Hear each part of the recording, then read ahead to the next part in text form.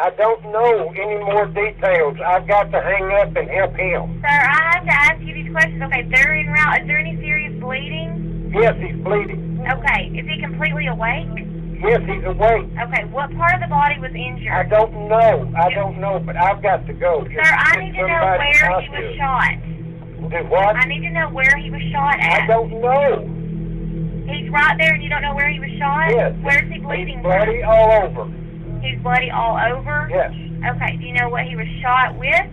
No. Is there more than one wound? I don't know. This is the shocking 911 call that was made just moments after a teenage girl organized the murders of her entire family. Her father managed to survive by crawling over an hour to escape his burning home. Inside the house laid the bodies of his wife and 2 children, with his only surviving daughter being the mastermind behind the gruesome attack. This is the story of the Caffey family murders.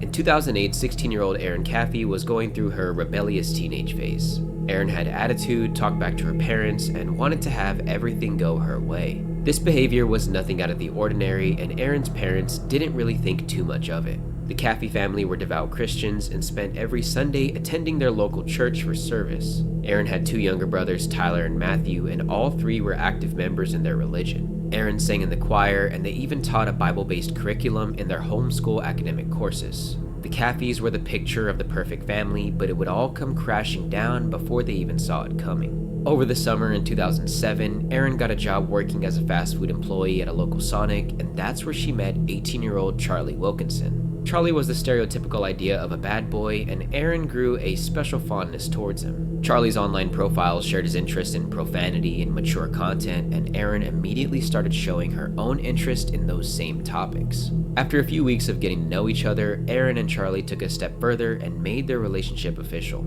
The 2 started spending lots of time together, sometimes even finding themselves getting into trouble. At first, Erin's father did not disapprove of their relationship, but after watching Charlie closely, began to have second thoughts on his daughter's new boyfriend. Terry felt that Charlie's personality and actions did not reflect the family's Christian values and decided it was time to have a talk with his daughter. Terry spoke with Erin and explained his concerns regarding Charlie, and Erin did not take this conversation well whatsoever. Erin became extremely upset and felt her parents were trying to take control over her entire life. Charlie was no longer welcome at the family's home, and Erin's contact with him decreased dramatically over the following few weeks. One day, Erin's mother, Penny, discovered Charlie's MySpace page and was shocked at the content he showed an interest in. Penny felt Erin was too young to be exploring her sexuality with Charlie and asked Terry to put an end to their relationship. The next day, Terry asked Erin to have a conversation with him, and it was at that moment he told her she could no longer see Charlie. Erin was devastated and could not fathom the idea of not seeing Charlie anymore.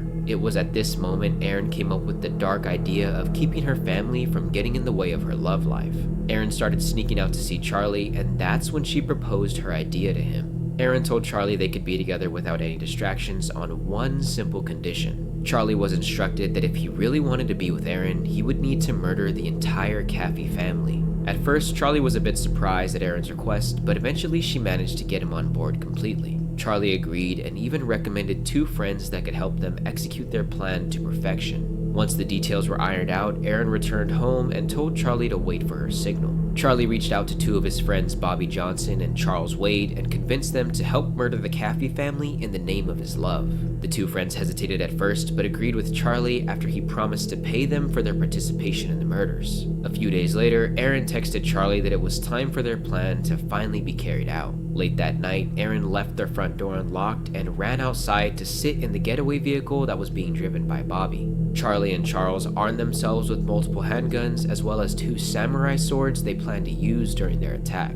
The 2 snuck in through the front door and started making their way through the home. After accidentally waking up the family by running into the dryer in the laundry room, Erin's mother, Penny, left the bedroom to investigate the noise. When she saw the 2 boys standing with swords and guns, she had no time to react before being fatally shot. She was then stabbed with the swords to the point that it was nearly a complete decapitation. Terry rushed over after hearing the commotion and was confronted by Charlie. Terry begged Charlie to stop and asked why he was doing this, but Charlie stood firm on his actions. Terry was shot 5 times and collapsed to the floor after losing consciousness. Matthew was then shot in the head 1 time, and Tyler was the last member of the family to be targeted. Tyler hid in a closet hoping to escape Charlie and Charles, but was eventually found by the 2 men. Charlie and Charles then took turns using their swords to repeatedly stab Tyler to death.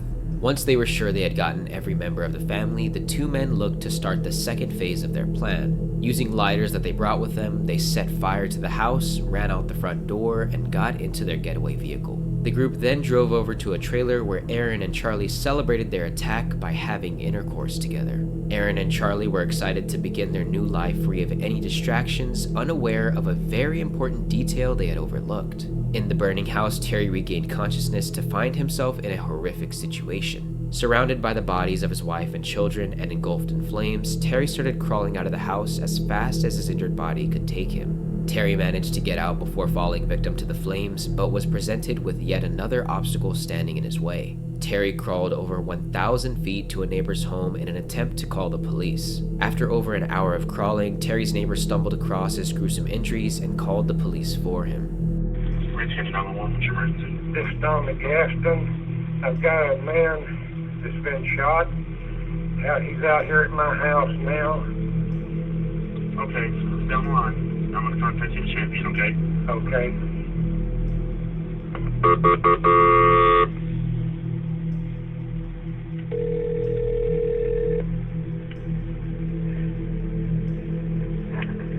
What's the address of your emergency? This is Tommy Gaston. I've got a man that's been shot out here at my house. Okay, so he's been shot? Yes. What's your address? 2320. Wait a minute. Hang on. It's 2063 County Road 2320. 2370. County, are you online? Yes, ma'am. Can you confirm address? It shows 2063 Ranch County Road 2370 on 911. Right. Okay. Is this an Emory? Well, yes, it's Range County. That's Alba address. 2063 Ranch County Road 2370. Okay, so you're in Alba. There's a complaint that says he's got an incident house that's been shot. What, sir, are you there? Hello? Hello? Sir, can you hear me? Hello? Sir, can you hear me? Yes. Okay.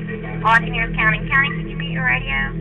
I'm sorry, I Yep. Sir, alright, sir, I have a few questions that I need to ask you, okay? We're going to get you an ambulance. I need you to stay on the line with me, okay? Are you with the patient now? Yes. How old is he? He's 41. Is he conscious? Yes. And is he breathing? Yes. Okay.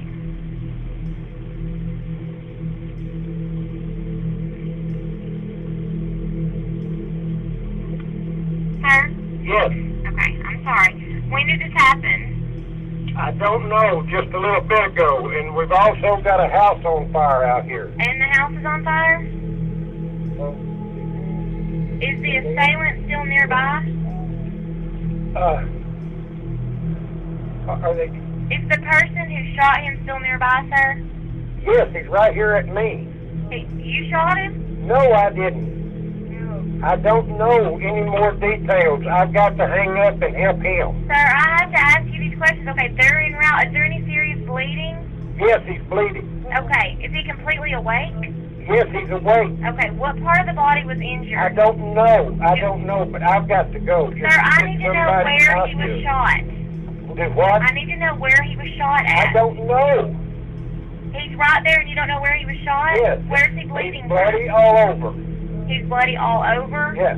Okay, do you know what he was shot with? No, Is there more than one wound? I don't know. Alright, sir, I need you to look Give him and a towel, check Helen. so we can help him, okay? Helen, give him a towel.